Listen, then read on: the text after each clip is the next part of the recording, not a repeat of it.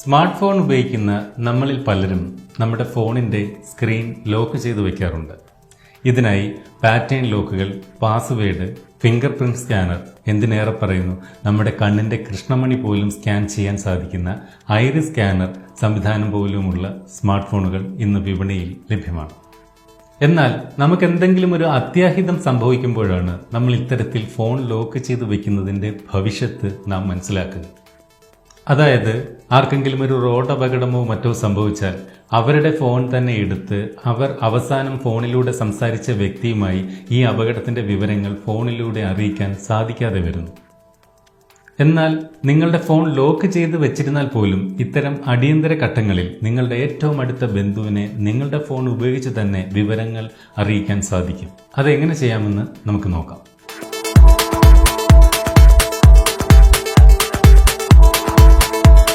ഇതിനായി നിങ്ങളുടെ ഫോണിലെ കോണ്ടാക്ട്സ് എന്ന് പറയുന്ന ആപ്പ് ഓപ്പൺ ചെയ്യുക. ഈ കോണ്ടാക്ട്സ് എന്ന് പറയുന്ന ആപ്ലിക്കേഷൻ ഓപ്പൺ ചെയ്യുമ്പോൾ ഇതിനകത്ത് ഗ്രൂപ്പ് എന്ന് പറയുന്ന ഒരു സംവിധാനം കാണാം. അത് പല ഫോൺ മോഡൽ അനുസരിച്ച് വ്യത്യാസപ്പെടും. ഇപ്പോൾ ഇവിടെ കോണ്ടാക്ട്സിനകത്ത് ഗ്രൂപ്പ് എന്നുള്ളത് ഈ കാണുന്ന ഐക്കൺ ക്ലിക്ക് ചെയ്താണ് ഓപ്പൺ ചെയ്യേണ്ടത്.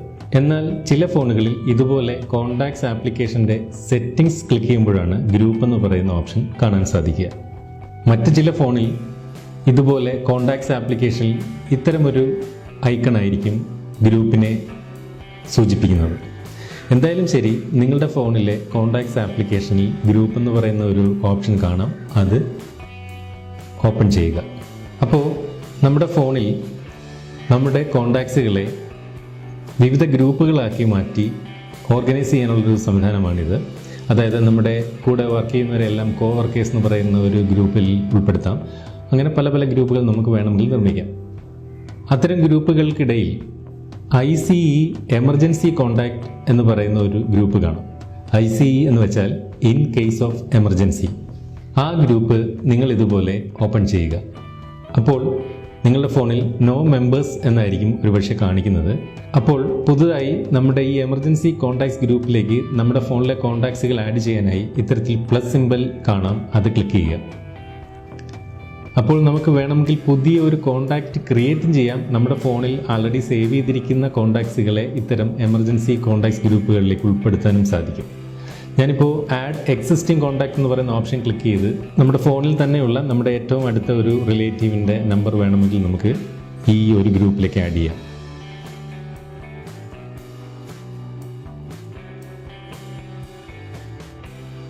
ഞാനിപ്പോൾ എൻ്റെ ഒരു റിലേറ്റീവിൻ്റെ നമ്പർ ഞാൻ ഇതുപോലെ ആഡ് ചെയ്തു.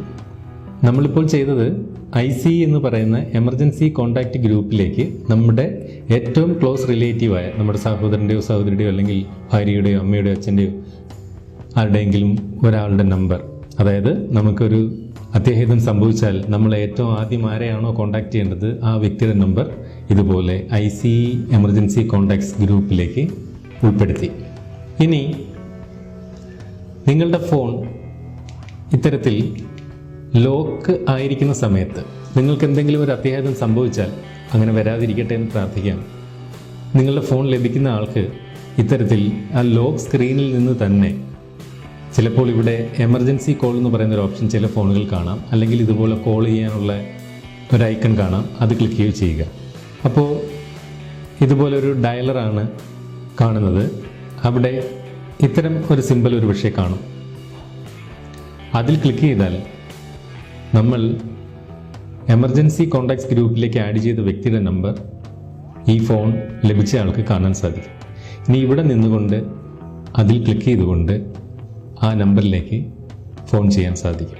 അപ്പോൾ ഇത്തരത്തിൽ നമുക്കൊക്കെ എന്തെങ്കിലും ഒരു അത്യാഹിതം സംഭവിച്ചാൽ നമ്മുടെ ബന്ധുക്കളെ ഉടൻ തന്നെ നമ്മുടെ ഫോൺ ലോക്ക് ആയിരുന്നാൽ പോലും നമ്മുടെ ഫോൺ ലഭിക്കുന്ന ആൾക്ക് കോണ്ടാക്ട് ചെയ്യാൻ ഇങ്ങനെ ചെയ്യുന്നത് കൊണ്ട് സാധ്യമാകും.